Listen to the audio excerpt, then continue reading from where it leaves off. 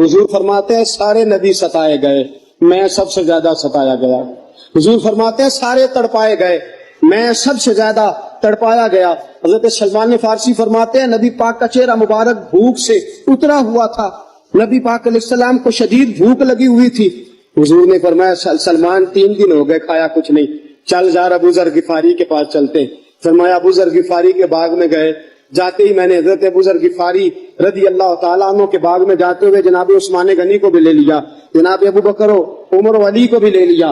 پہنچے، جا کے میں نے کہا کہ ابو ذر 3 دن ہو گئے نبی پاک نے کھایا کچھ نہیں، 2 جہاں کے شاہ ہیں، پاس کچھ رکھتے نہیں، 2 جہاں کی نعمتیں ہیں ان کے خالی ہاتھ میں، فقر اختیاری ہے، نبی پاک نے خود اس کو اختیار فرمایا، 3 دن سے کھایا کچھ نہیں۔ فرماتے حضرت ابو ذر رضی اللہ تعالیٰ عنہ کی آنکھوں میں آنسو آ گئے، کہنے لگے یار مجھے پتہ ہی نہیں، کسی نے بتلایا ہی نہیں، میں تو سویرے بھی پیٹ بھر کے روٹی کھائی اور حضور اس عالم میں۔ فرماتے ہیں گھر گئے، ایک بکری تھی اس کو ذبح کیا، اپنی بیوی سے کہنے لگے جلدی جلدی روٹیاں پکا، جلدی جلدی سالن پکا، تجھے پتا مصطفیٰ نے 3 دنوں سے کھایا کچھ نہیں۔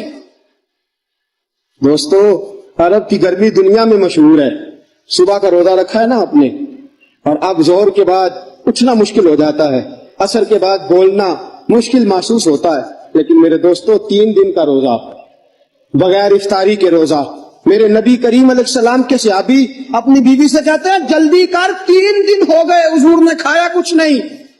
آپ کی بیوی نے جلدی سے روٹی پکانی شروع کر دی، سالن تیار۔ حضرت جناب ابو ذر فرماتے ہیں دوبارہ باغ میں گیا، انگور پکے ہوئے تھے، انگوروں کا خوشہ توڑا، پلیٹ میں رکھا حضور کے سامنے، حضور آپ کھائیے۔